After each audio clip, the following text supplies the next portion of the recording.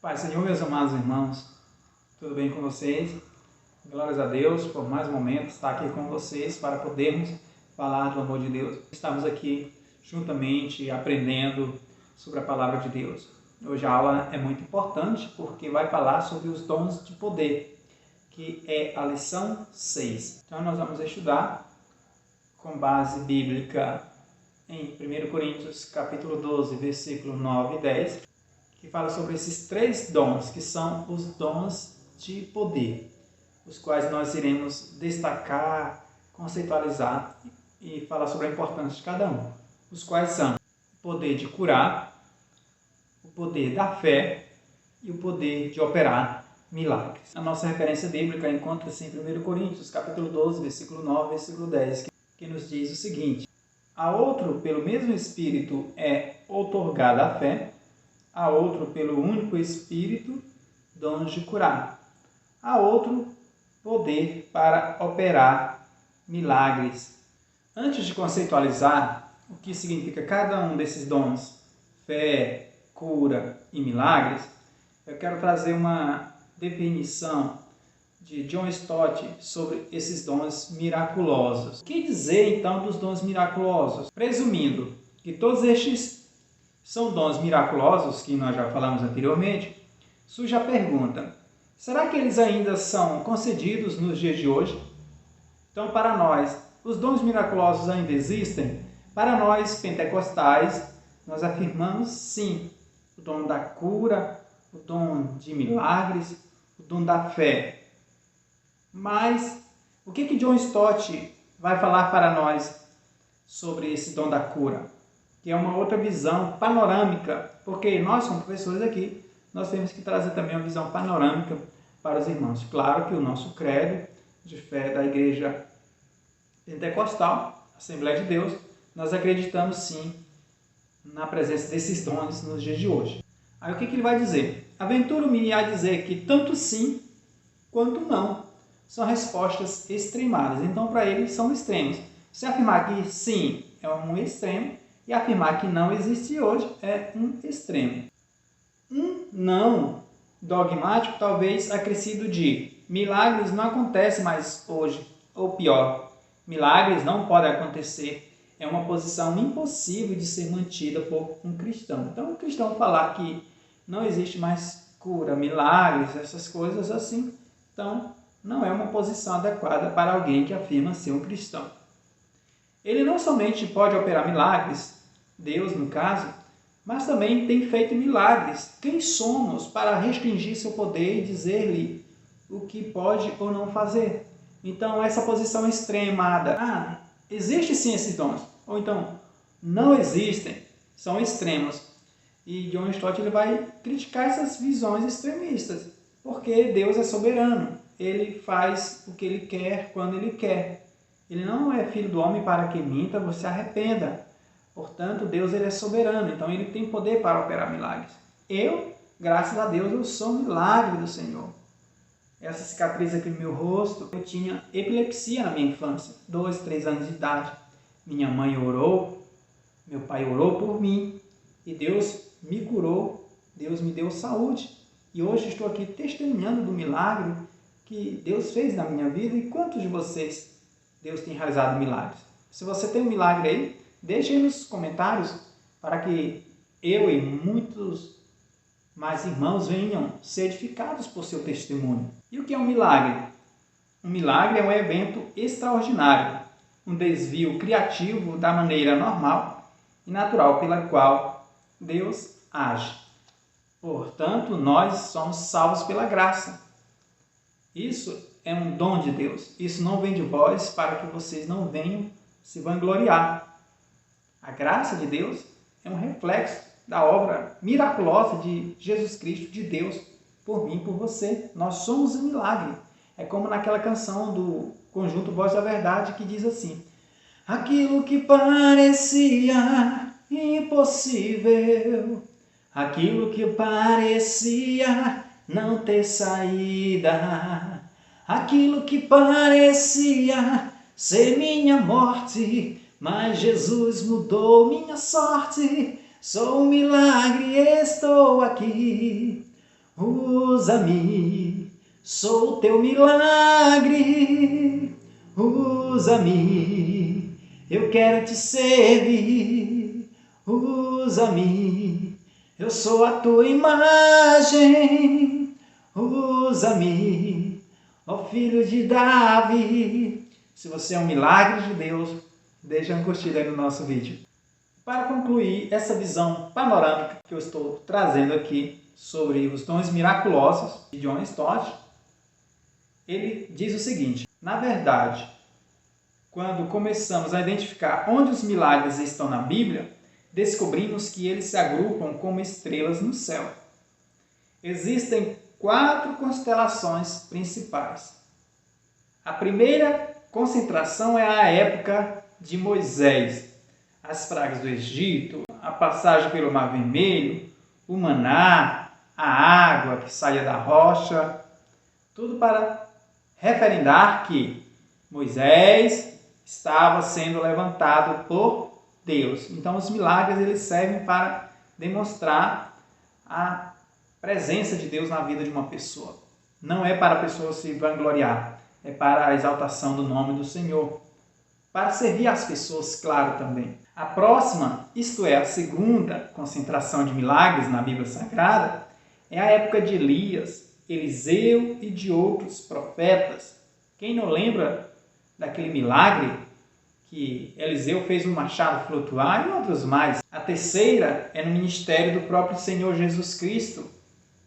E a quarta, no dos seus apóstolos. O tópico primeiro vai falar do primeiro dom de poder, segundo a nossa revista, que consta em 1 Coríntios, capítulo 12, versículo 9, que é o dom da fé.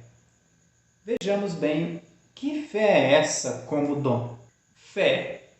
Diferente da fé salvífica ou da fé perseverante, modalidade que todos os cristãos têm, esse dom é exercitado em oração persistente com perseverança na intercessão, junto com a forte confiança em Deus, em meio às circunstâncias mais adversas. Portanto, que a gente pode afirmar sobre essa fé como dom, que ela não é aquela fé natural, de que eu estou vendo essa parede, e se ela é vermelha, então eu creio que ela é vermelha porque estou vendo.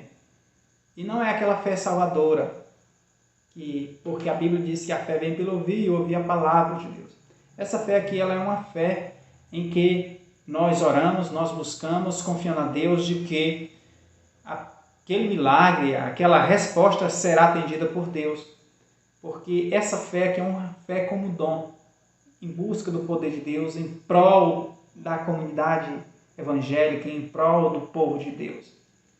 Por exemplo, Pedro e João, eles não tinham prata nem ouro, mas eles tinham o quê? Jesus Cristo.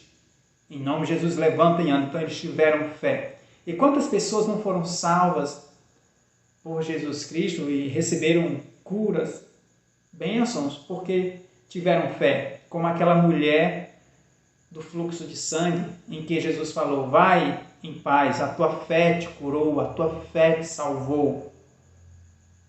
Portanto, essa fé que nós temos em Cristo Jesus, de acreditar nele, de que ele pode atender nossas orações, de que ele pode nos curar, pode abrir o mar, pode fechar a porta e pode abrir porta. Então é essa fé de poder mesmo, de Deus fazer aquilo que não está ao nosso alcance. O tópico segundo vai falar sobre o segundo dom de poder, que é o dom de curas. Um dom de sinal temporário usado por Cristo, pelos apóstolos, pelos 70 e por alguns companheiros dos apóstolos, como por exemplo Filipe. Essa aqui é a afirmação do comentário bíblico MacArthur.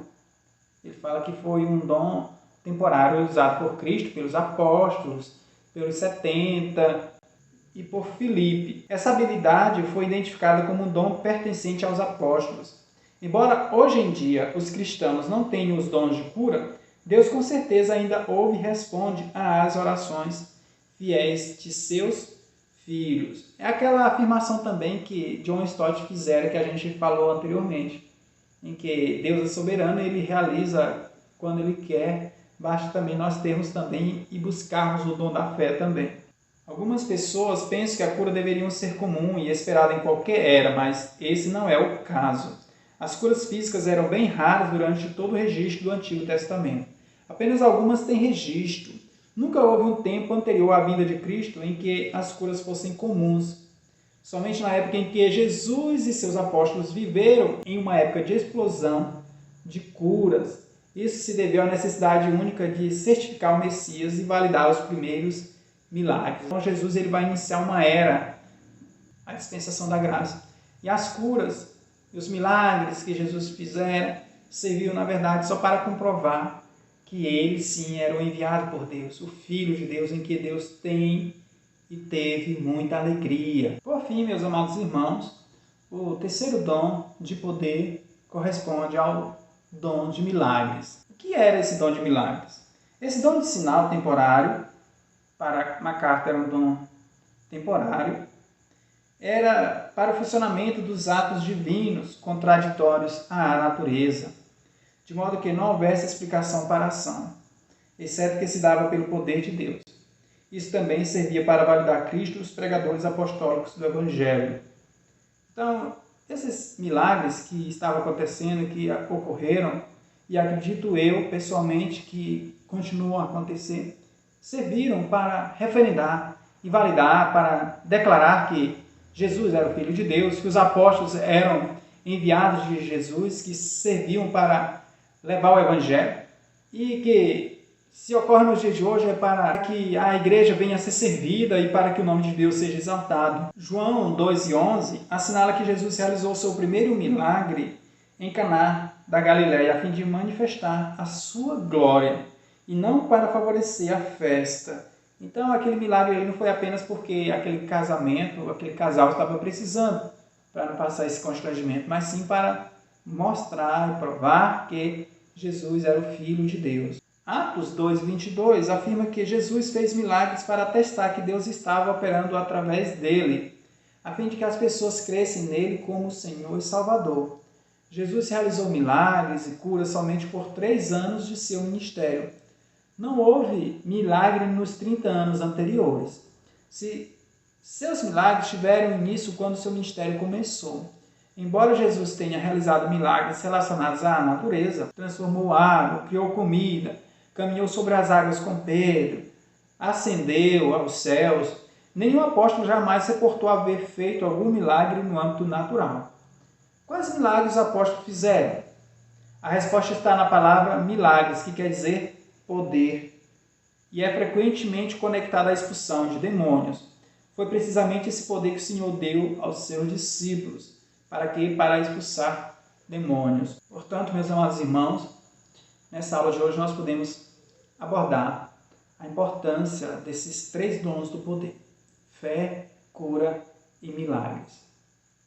E para a nossa conclusão, eu quero trazer para mim e para você a necessidade de nós buscarmos, de nós nos consagrarmos, de nós jejuarmos, buscarmos mesmo cada vez mais a presença do Senhor, como fala lá em Jeremias 18, desce a casa do oleiro, busquemos em oração, consagremos-nos, para que o Espírito Santo de Deus venha nos encher, que venhamos buscar sim esses dons mesmo, esses dons de poder. Interessante que os dons mais importantes não são esses dons que trazem fama, né, glória à pessoa, porque na verdade os dons são do Senhor, não são nossos. Deus odeia e abomina o soberbo, o orgulhoso. Os dons mais importantes, estudando, são aqueles dons em que mais serve a igreja. Tá, meus irmãos? Então, que possamos também, cada dia mais, buscar a palavra do Senhor, estudar a palavra do Senhor, para que nós não venhamos sermos enganados, porque chegou uma época em que as pessoas são facilmente enganadas.